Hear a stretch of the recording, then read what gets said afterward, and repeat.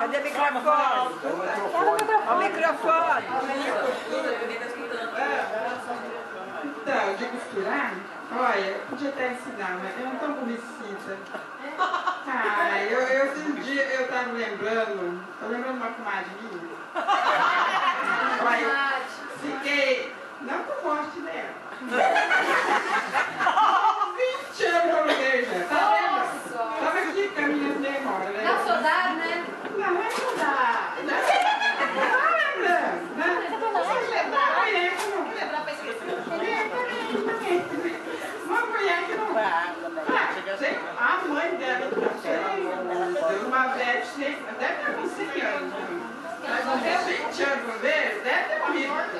Se Deus atende, né? Se Deus quer. Se Deus quer. Se foi perto, né?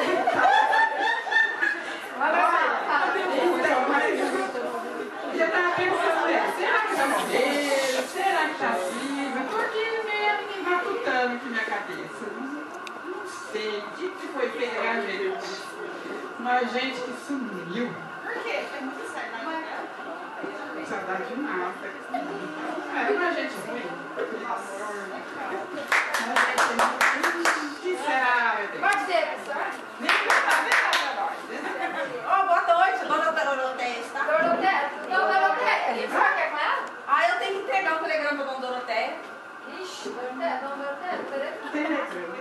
Pode pegar a senhora? Não, com licença, amor. Dona Doroteia, mandaram entregar isso aqui pra senhora, que é um gesto, viu? É, muito gesto. Não pode abrir aí. Não, vou esperar, porque é urgente o negócio, vamos ver o jeito. Vamos ver o que é isso.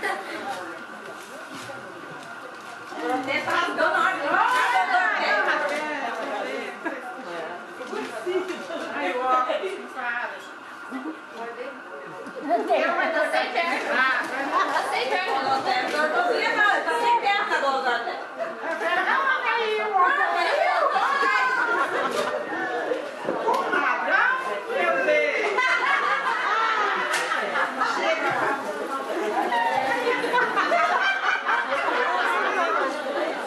Chega o mais breve possível. Eu tinha perdido o teu endereço, mas agora me espere. Nossa, esse óculos está atrapalhando. Vamos tirar.